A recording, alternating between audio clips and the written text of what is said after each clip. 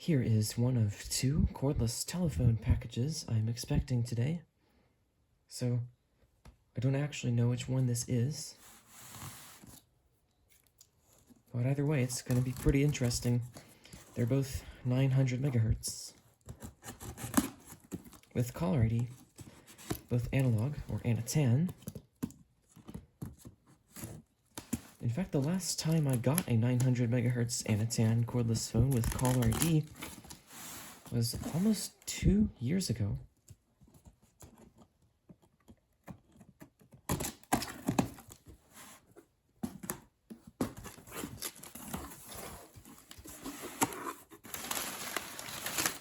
Oh boy, here we go. This is a very heavy Uniden Dual-Handset 900 megahertz system, the DXI386-2. Box is quite dirty, but everything original to it should be within the box.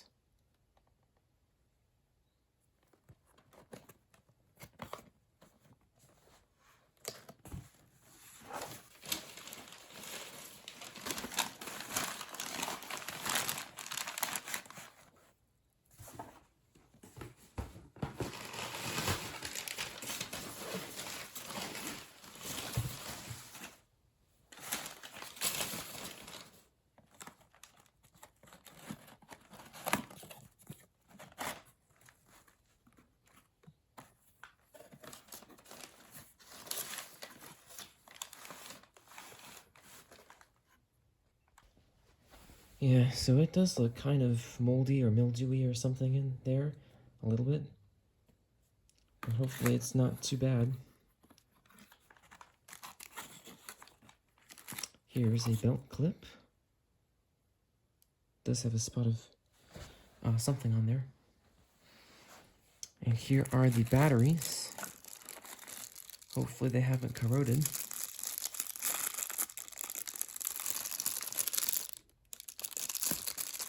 Wow, they look good. It's made by GPI, so that's probably why.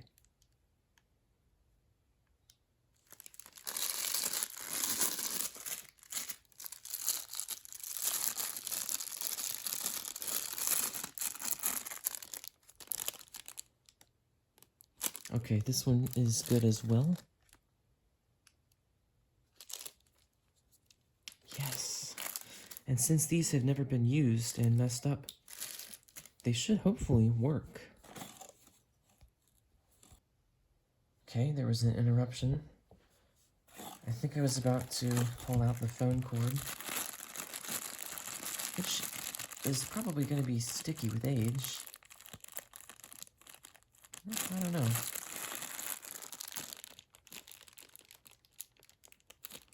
There is some kind of a dead bug on here.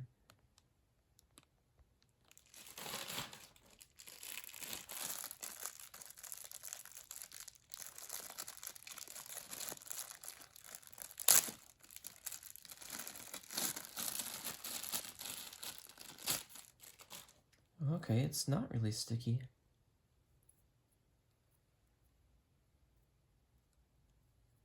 Well, that's good. Here's the other belt clip.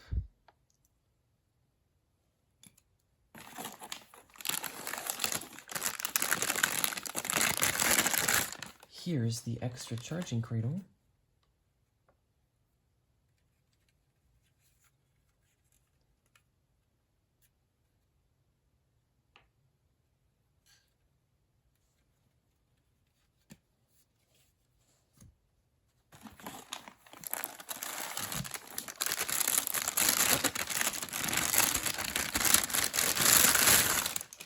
Here's the main base, which advertises that it is dual handset.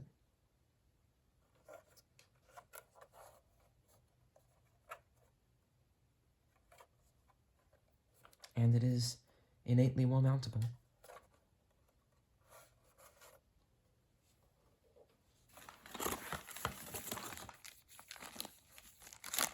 There's the manual. And the easy steps, 3 easy steps to register both handsets. You just have to place them on the main base for 5 seconds.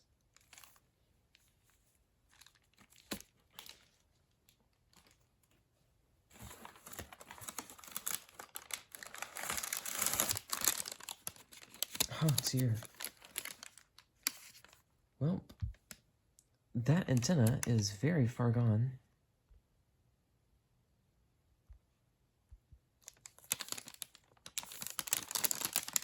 That's a shame. Wonder how something like that even happens. I guess this was stored in a bad environment.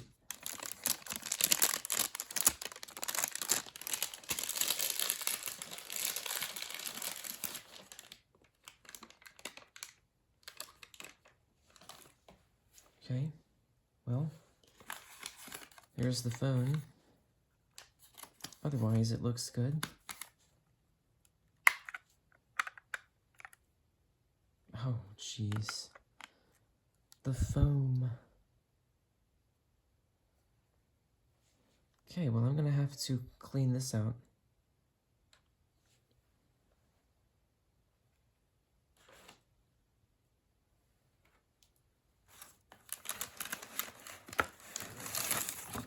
I'm sure it's the same story with the other handset.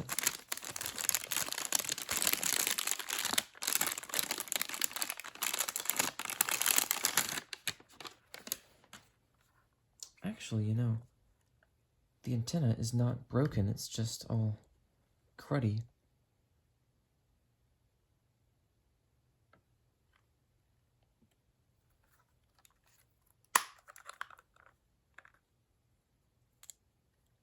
Here's the sticky foam freak show. It even took off the, what is that? Probably something that, I think I've seen these. These are like things that get scanned at a cash register. Maybe that was just loose in there to begin with. But look at the mess it made in this, or the mess the foam made in this battery compartment.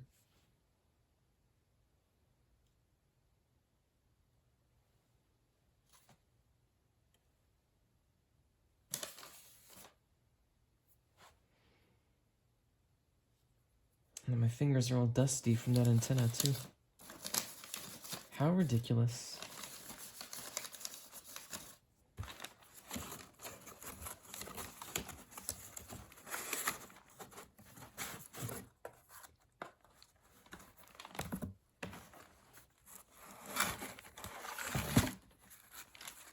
Here are the power cords. One just fell out.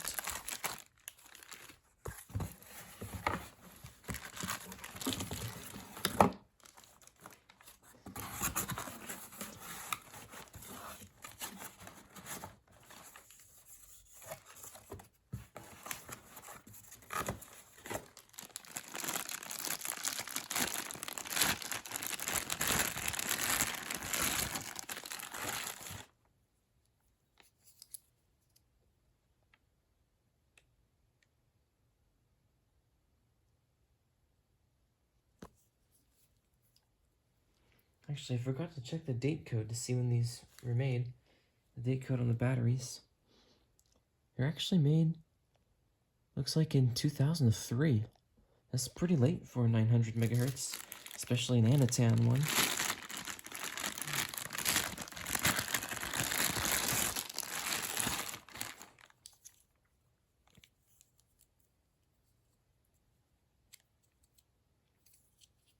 Both adapters look to be in perfectly workable condition. So, I guess I had better try to clean those battery compartments. Alright, I got the battery compartments cleaned to my satisfaction. Just used some rubbing alcohol. And I did wipe off the unbroken antenna a little bit, but it feels like it's still very sticky. Haven't actually directly touched it to confirm that because I do not want my hands to get all sticky.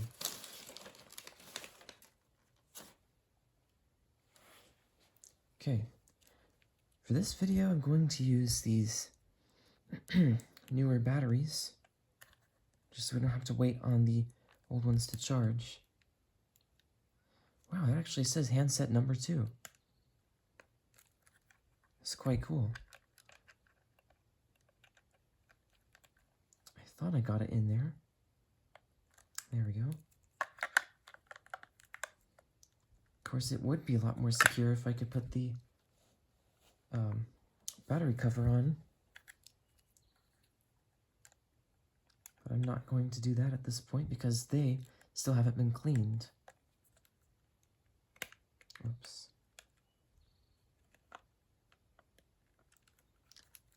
So they actually identify themselves as being handsets number 1 and 2. Did it just come unplugged? There it goes.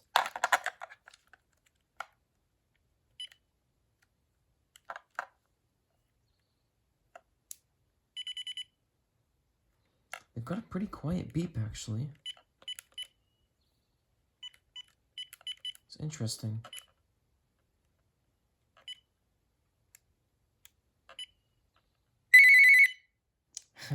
That's not quiet at all.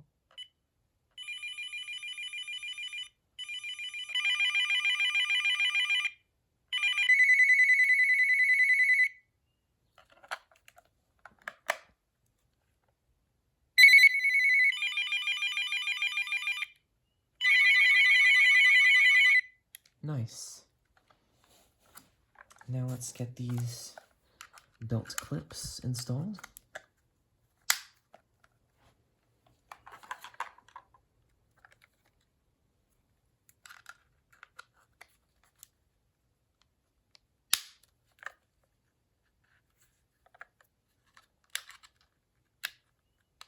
Headset jack looks good.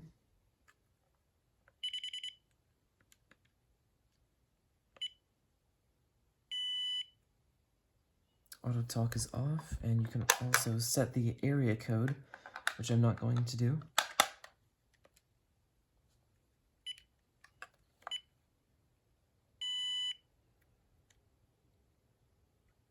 Caller ID and call waiting. And dial mode. I guess that's because this is handset number 1.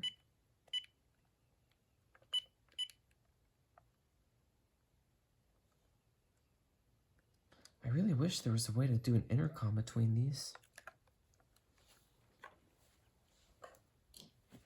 Okay, well, let's plug in the base and charger. First, I've of course got to take these twist ties off. These adapters actually do feel a tiny bit powdery, which is odd. It's mainly the adapter itself as opposed to the cord, which is also odd.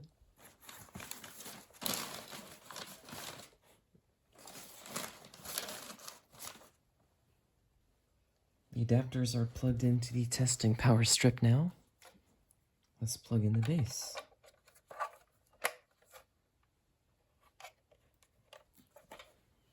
Nothing has happened so far.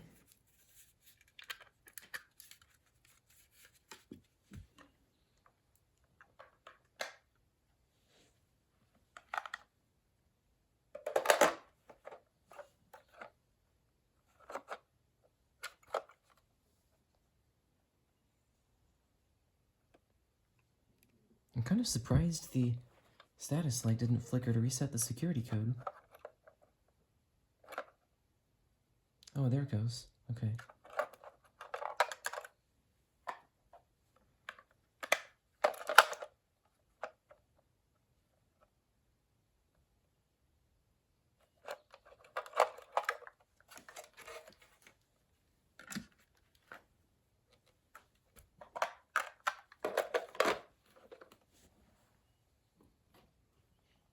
Let's get the testing phone line.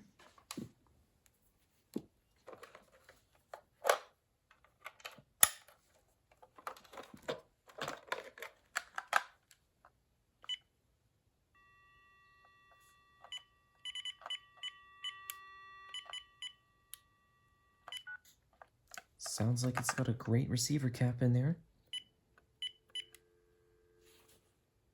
It's very loud and clear.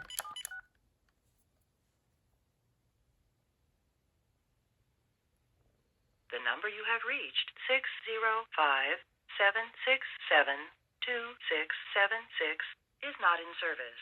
If you feel you have reached this recording in error, please check the number and try your call again. Thank you. The number you have reached, 605-767-2676, is not in service.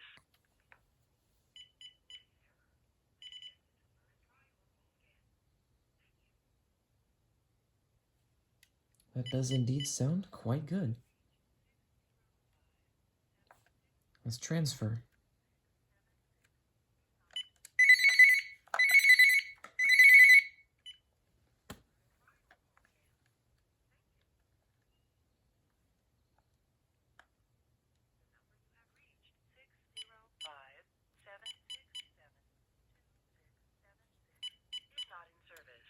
If you feel you have reached this recording in error, please check the number and try your call again.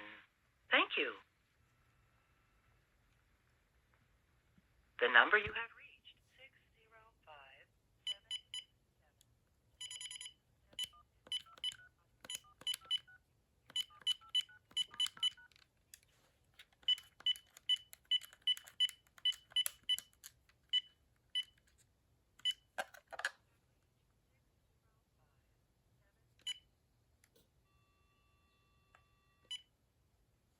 Flash does work, it's just that the PBX disconnected the call.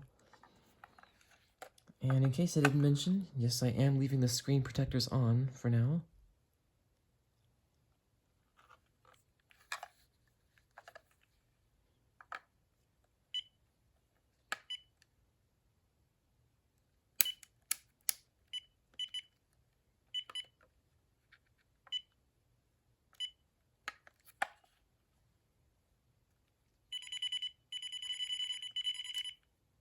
Let's see if I can program these memories.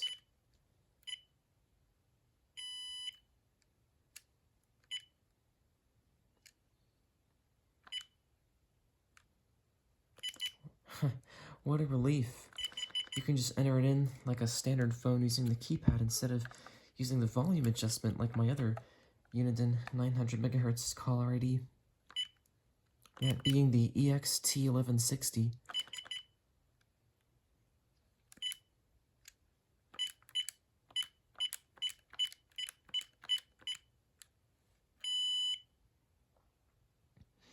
Since I put them in memory 1, rocket dial might work for that. I guess not.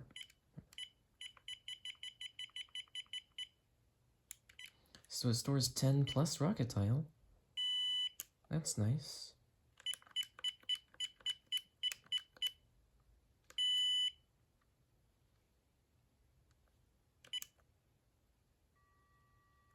There it goes. Alright.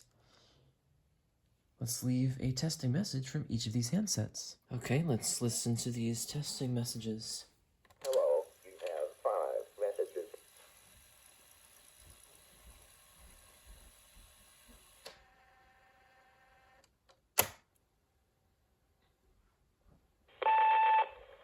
This is a testing message recorded from the Uniden DXI386-2 handset number 1. Unfortunately, the antenna on this handset is off, or at least the antenna cover. Not sure if it's worth trying to repair it since they're so far gone anyway. The quality of their material, that is. This phone's got a lot of side tone, that's pretty nice. Let's change the channel. And we're back now. Let's change it again. Okay, and one more time. Right now, let's transfer the call, which is going to be quite loud on my end.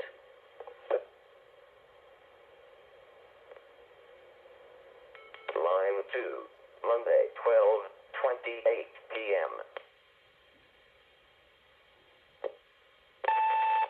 Well, it took a little too long for the handset number 2 to detect call. So right as I picked it up, the machine hung up.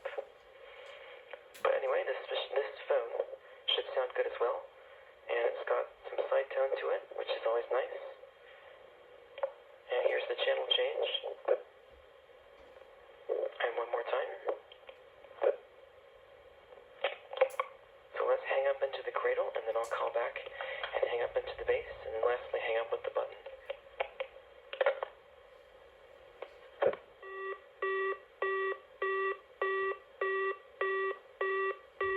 Line 2, Monday, 12:29 p.m.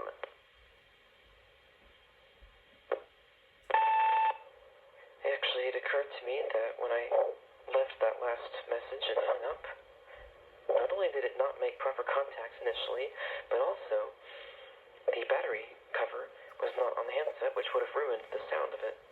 So I cleaned it up and put it on, and let's do that again. Again, we're hanging up into the charging cradle.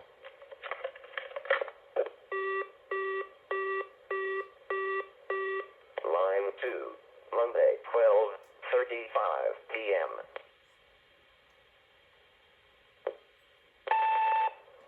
Now we're going to hang up into the base.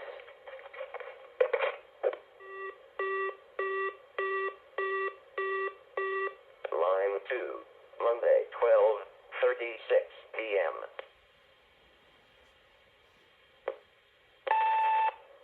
And lastly, let's hang up using the end button.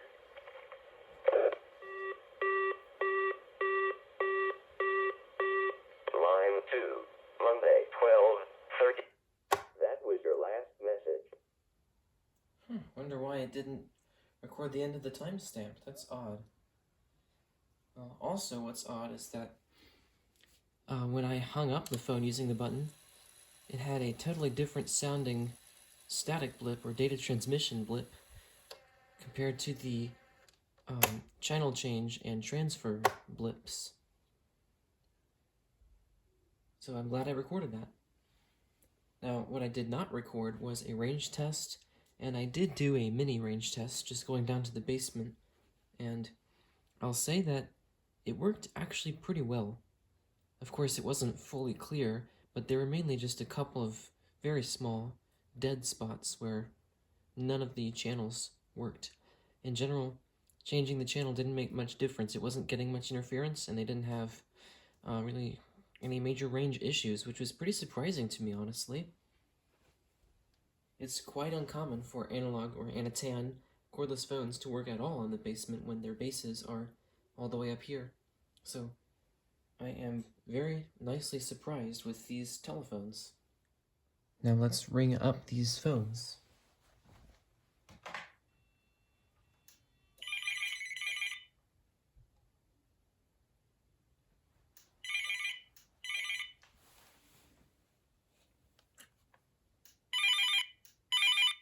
Caller ID is working on both handsets.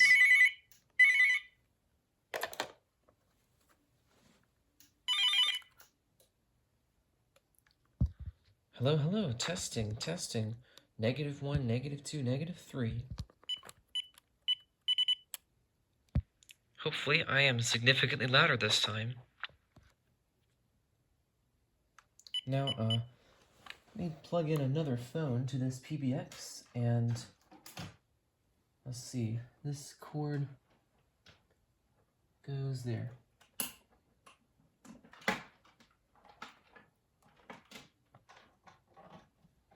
Okay, now let's do... Oh, no, of course. It won't do call waiting ID, will it? Well, I might have to test out call waiting ID off camera, because I don't have a good way to test that at this point. But I'm sure that it would work, since Type 1 works just fine, as we saw.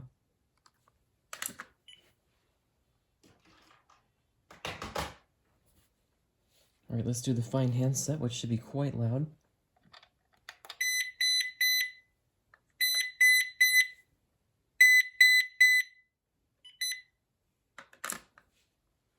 It does stop it on both handsets when you press talk on just one. Well, that should be about it for this video. I'm not sure how exactly I'm going to get this antenna fixed, but at least the other one is not fully broken. It is highly sticky and degraded though, so if I find a good solution for this one, I'll probably just go ahead and recover this one as well. Alright, thank you for watching.